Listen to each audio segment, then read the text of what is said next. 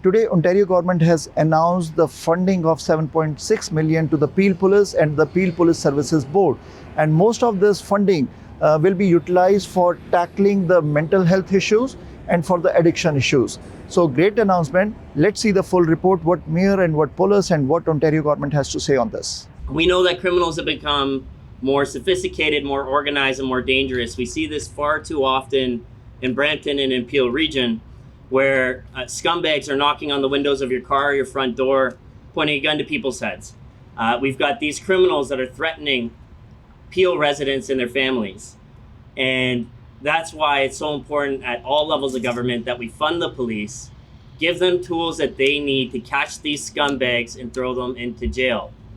And with that in mind, I want to be I'm very proud to build on our record of previous announcements from the Ontario government that we'll be investing $7.6 million to the Community Safety and Policing Initiative to give tools to our Peel police officers here today.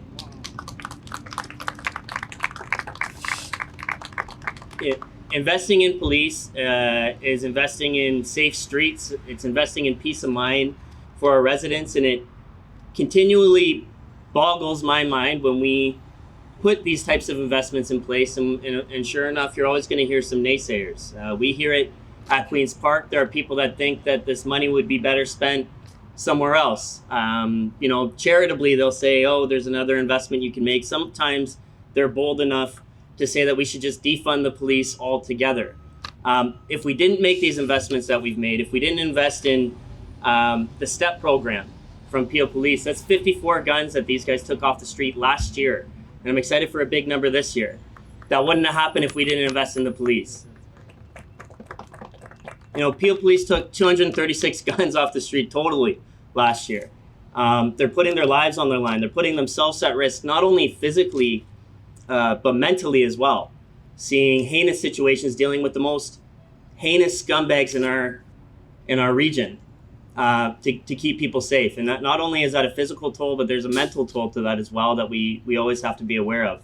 My message to any politician that thinks that we shouldn't be investing in police, I'd say, if you want safe streets, you need to invest in the police. If you want a strong economy, you need to invest in the police. If you want kids and families to feel at home in their community and feel safe in their community, you need to be investing in police. And that's something that our government does. That's something that our Premier does. That's something that my colleagues Charmaine, Sylvia, Sharif, and all the Peel Region MPPs do every single day. Through our investment in the Ontario Police College, Peel Police has been able to put 300 officers onto the streets this year. The highest number that they'd ever done prior was 200. And that's not just our work, that's the work of Region of Peel and the Peel Police Service Board making these investments, these focused investments. We've invested as a government over $134 million in helicopters for police services, including one right here in Peel Region that's coming soon. And we've invested in the guns, gangs, and violence reduction strategy, funding programs like the STEP program, funding programs like investigations through Criminal Intelligence Service Ontario, like Project Ghost that we saw in July, 13 individuals that were arrested, 5 on bail. Maybe we'll get to that another time. But we still got work to do there. But these investments matter. I'm proud to be part of a government that does that. We will always make sure that we do everything we can to keep people safe and to invest in our frontline officers that do so well for us each and every day. Our government, and if governments do not protect their residents with law and order, they're definitely not doing their job. So this is a great event so that we can make sure that everyone understands that policing is a top priority to keep our residents safe.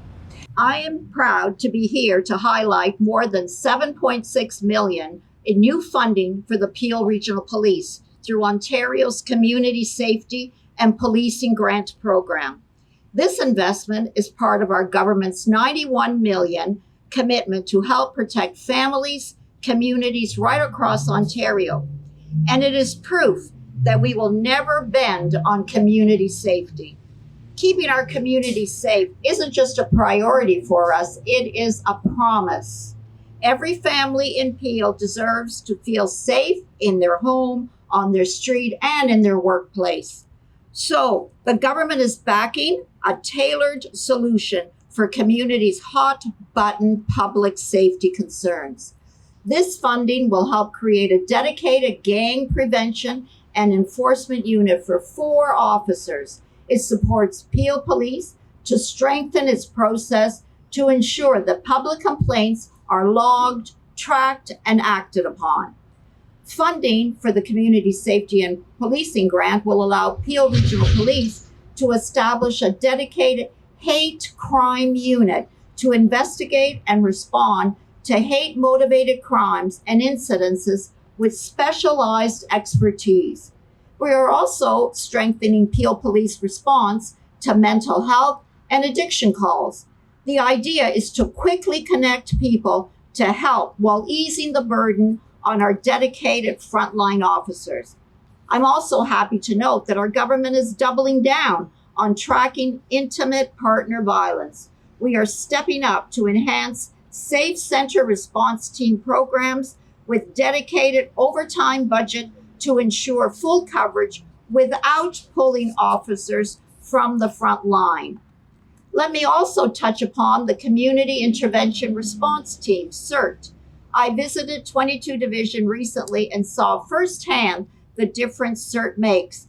With this funding, Peel Police can deploy 48 additional CIRT officers, 24 for Brampton and 24 for Mississauga.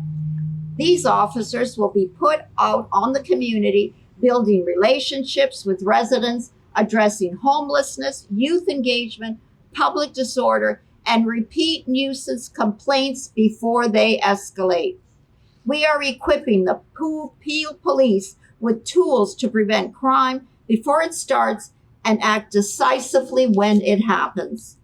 And because organized retail theft affects every consumer and undermines our economy, the Peel Police will receive $500,000 to execute 3 high-impact organized retail blitz operations with major retailers to disrupt and dismantle organized networks supported by crime analysts and data scientists. Promoting safety, modernizing policing, and prioritizing victims go hand in hand. And this grant shows our commitment to policing and compassion and firmness. Let me reiterate that all these efforts are underpinned by modern evidence-based policing while reflecting our emphasis on governance, operational excellence, and technical support. Our message to the people of Peel is clear. We will invest in your safety, we will support your police, and we will hold the line on crime. So on behalf of my colleagues, I want to thank the Government of Ontario, the Ministry of the Solicitor General, and Minister Graham McGregor for this very important investment through the Community Safety and Policing Grant Program. This announcement represents more than $7.6 million for Peel, funding that will directly support 7 local projects and 1 provincial initiative. It's a clear demonstration of the province's commitment to keep our communities safe. Policing today is more complex than ever. Communities like ours in Peel face challenges around gun and gangs, transitional organized crime, hate-motivated incidents, intimate partner violence, and the intersecting crisis of mental health and addictions. Addressing these issues requires innovation, collaboration, and above all, resources. This grant gives Peel Regional Police the ability to strengthen frontline responders while also investing in prevention and partnerships that address the root causes of harm. From expanding community intervention response teams in every division to enhancing mental health supports to launching a dedicated hate crime unit, these projects will make a real and measurable difference in people's lives. For our board, it's also more than just about the numbers on the page. It's about ensuring that residents of Brampton and Mississauga can have confidence that their police service has the tools and the capacity to respond to today's challenges while preparing for tomorrow's. It's also about reinforcing the shared responsibility we all carry: municipal government, police government's bodies, law enforcement, and the province in keeping Ontario safe. Once again, I want to thank Premier Ford, Solicitor General Michael Kersner, Minister McGregor, and every Peel MPP for recognizing the urgent needs of our growing and diverse communities and for making public safety a clear priority. And I want to give a special shout out in that regard, to the Premier and the team that we have here in Peel. I've said before, I'll say it again, I've never been a member of a political party, and in my 38 years, I've worked with all of them. None have been better to Peel than the team we have now at Queen's Park with the Premier and the dedicated MPPs that I have. If you're keeping score, I hope you all enjoyed the summer, but many of my MPPs know, and my colleagues, I think this is the 6th announcement in 90 days that we've had in Peel. Just recently had that beautiful announcement at Peel Manor with all the funding that came from our colleagues. And I've got a secret. I got a lot of secrets. They'll be in the book I'll never write, but I'm going to tell one now. I as much as I extol all the MPPs do and this government does, I almost want to keep the light under a bushel because I'm afraid the rest of the province might find out. It is remarkable that the resources that they have brought to Peel. I also want to single out the Premier as well and my police services boards for this. I give Doug and his team great credit. As Minister McGregor said, they were ahead of the curve at understanding how important crime and not feeling safe is in Ontario. They were ahead of the curve. Everybody's catching on now. To my police services board colleagues, we were ahead of the curve when we went ahead and hired 300 officers last year. Sort of ahead of the curve, as I say, and took some criticism because it cost taxpayers a fair chunk of money in addition to what the province gave. We are absolutely pleased to welcome the announcement for our community safety policing grant and are excited about the opportunities that this allows us to do for the well-being of our communities. The over $7 million of investment has, as Minister Gaultieri has highlighted, will allow us to continue to do some remarkable work. But can I tell you why it's important? Have you ever seen a time in our world where the emphasis on mitigating hate and hate-related crimes has been so important? It has always been a priority for Peel Regional Police. But what it's allowed us to do is enhance our capacity to officers to a single unit that is not just dissolved around the region and the organization, but providing a specialized unit that is focused exclusively on hate-motivated crimes. This is not only going to show the community our investment that we take it seriously and we won't stand for it in our region, but it allows us to be more effective at the prosecution, detection of hate-motivated incidents and investigations. It's an assurance to our community that we are pressing into those spaces that we hear from them are extremely important. As you've heard, the expansion of our crisis intervention response teams, which was piloted in 2024, is a visible presence, and you'll see some of them here today, but they're in our communities. We hear from the public. We not only need you to come and arrive when we call for your help, but we want to be able to see you visibly in the neighborhoods that need that presence. And our CERT teams have been a viable extension of that, and thankfully, this allows us to press into neighborhood concerns in a way that we haven't done before. The strengthening of our commitment to community safety well-being, which is multi-sector responses, is at the heart of everything we do here at Peel. And our Safe Center response team, which is the combination of highly trained intimate partner violence officers, investigators, combined with social workers that are specialized in that space, allow us to attend low-level intimate partner violence, domestic violence, verbal disputes, which we know, if you look at the cycle of violence, if we can mitigate that, we can prevent the harm in our communities. And we know this aligns directly with the province's emphasis on family and intimate partner violence. In addition to that, we're expanding our integrated addiction partnership with community agencies that we see a lot of harm in our community that are sometimes conflated with crime. It allows us to turn the dial down on that as well. Our ability to enhance our mental health capacity and response, as you know, we're very thankful for having a mental health crisis worker with a uniformed officer, but what we're doing is increasing our bench strength of officers that are trained in that space. And it is an alternative to traditional responses of policing. As you heard, our ability to disrupt crime and organized crime is critical to us. We at Peel are very proud of our investigative capacity and the remarkable officers, analysts, and civilians that tend to get gun and gang violence. But the addition of 4 officers to this team for the complaint information tracking system, it sounds very complicated, but it's the linkage between what the public does when they call, they're concerned about a house or problem in their neighborhood, and our ability to investigate and respond to it. But it allows our strategic enforcement policing initiative to respond in a better way and more coordinated. It also is expanding our crime analytics capacity and intelligence capacity that ensures that we are driving our responses in an evidence-based manner.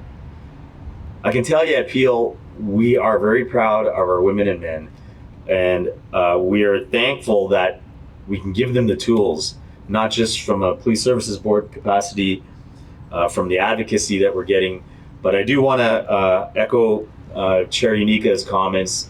We are extremely privileged and grateful for the investment from this province in the form of grant funding to come alongside of us. You know, if you give us the resources, we can absolutely do more, and our job is to show you the outcomes of that. Thank you for the commitment from the province to Peel Regional Police.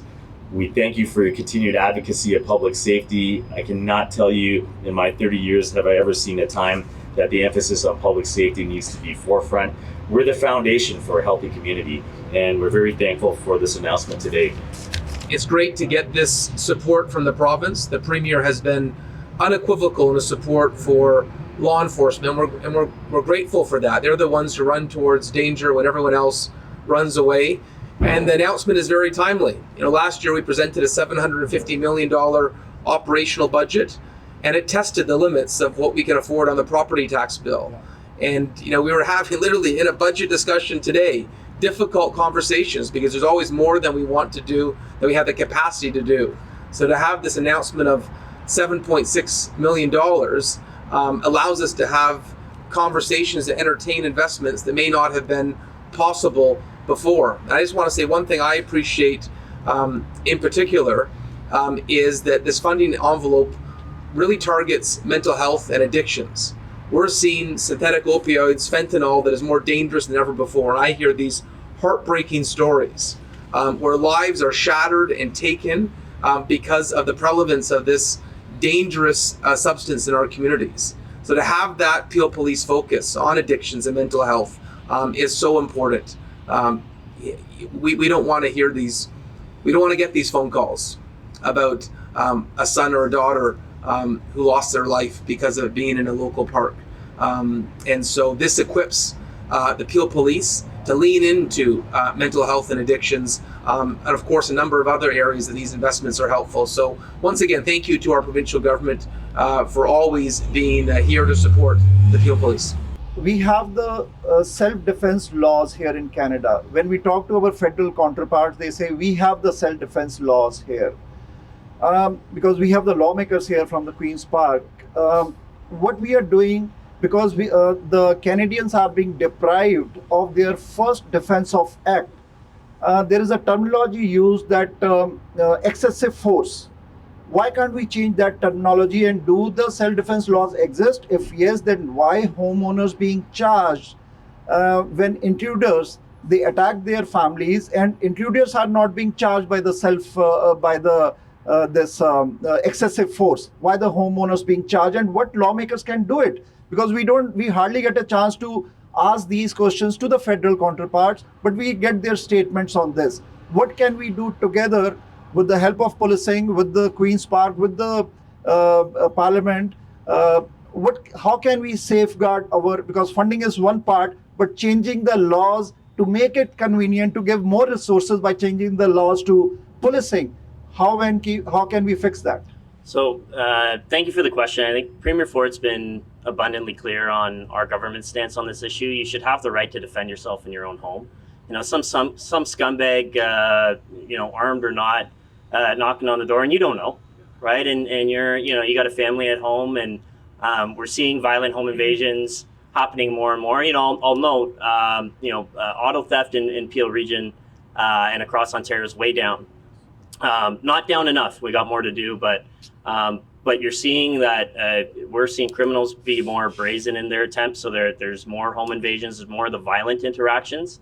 that are happening, and people got to be able to defend themselves in their own home. And I was really happy to see Solicitor General Kersner, Attorney General Doug Downey, with some other folks from our government write a letter earlier this week reiterating that call. They reiterated the call for better self-defense laws so you can protect your own home. But they also reiterated some of the calls that we've been making as a government for years now around bail reform and stricter sentences. Mandatory minimum sentences for firearms is something the federal government took away under Prime Minister Trudeau. 4 years minimum for an illegal loaded firearm. I think everybody can understand that that's reasonable.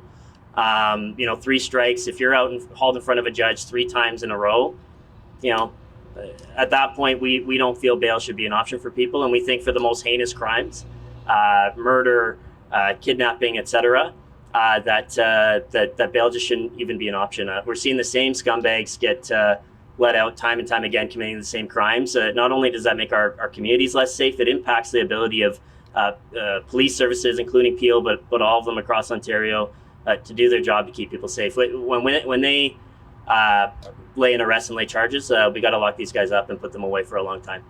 Mayor, such a big announcement, 7.6 million of funding to the Peel Police and Services Board. Great announcement. And you were one of the biggest advocate for giving more resources to the policing. What do you have to say today, Sima? It's helpful. We have a $750 million police budget. We get an extra $7 million. It helps us do things that may not have otherwise been financially possible. This is going to allow for some further investments in dealing with addictions, mental health challenges in the region, those who are struggling with criminality and the use of opioids. And so we welcome the $7 million. And as always, anytime a senior level of government wants to contribute to helping us keep Peel region safe, we take that support with open arms. What is the crime level in the Peel region? Basically, if you have some data to share, does it went up in the previous years? Well, I'd say we're making more arrests, which is a good thing. I think before, because of a lack of frontline capacity, there were some people that were evading justice. And so certainly we're charging more individuals. It'll be up to the Justice Department whether they are convicted or released. But what I would say is when we get phone calls from residents, whether it's a home invasion or any act of criminality, our response times have dramatically improved. Still, you are advocating for bringing the changes in our laws, either as provincially or federally? Yeah, I think all levels of government have to step up. We're stepping up locally with 300 new police officers. Mm-hmm. Excuse me. But we, at the same time, we need additional capacity in our correctional system. They're overflowing. We need more crowns, more interpreters at the courthouse, which is provincial. Federally, we need changes to the Youth Criminal Justice Act. We desperately need bail reform. As we talked about today, we need updated laws for, the right to self-defense. And so there is a role for all levels of government to play. I'm never a fan of pointing fingers. I've always said we all need to own our responsibilities and do so collaboratively. Everyone cares about public safety, and we all need to step up. Final question, about the speed cameras. We got many suggestions from the community that speed cameras might be working. They reduce the speeds in the cities, many municipalities. And they had a suggestion that why don't we threshold from 10 km per hour to 25 km per hour. Then it won't be a tax grab, because 25 is a good threshold, and also along with the speed bumpers and flashing lights, because the inventory is there. The speed cameras technology already invested with the legislation. Now with the legislation, if it has to go, but many people, they are not in the favor that it should go, because we province or cities, they invested into that. What is your point? Yeah, when the province introduced this, a lot of cities spent money. And so we built the infrastructure as per the province's legislation. I would say in Brampton right now, you only get a ticket if it's over 11 over. Yes. If the province changed it to over 25 over, we could continue to use it. What the police's perspective is that it saves lives. I support the police. We have, I support restricting it only to schools. But it's about protecting the safety of students. Some people have suggested you could put police speed traps at each school. The cost of that, according to the chief, would be impossible. It means we'd have to disband other police units. And so technology allows us to do a job that's important, that wasn't getting resources. But giving police the access of these cameras, they could have tracked the criminals, those who are doing crime and roaming about the cities, because you also made a statement earlier on this. That could be a one tool for the policing to control the crime, because they have all the footages across the city. Yeah. So in Brampton, our high resolution cameras are linked into 911 and police Okay. operations. And so we use this digital evidence as a way to make Brampton a very inconvenient place to commit a crime. If you commit a crime in Brampton, we're going to catch you, and we're going to have the best digital evidence in the country. Okay, thank you, Mayor.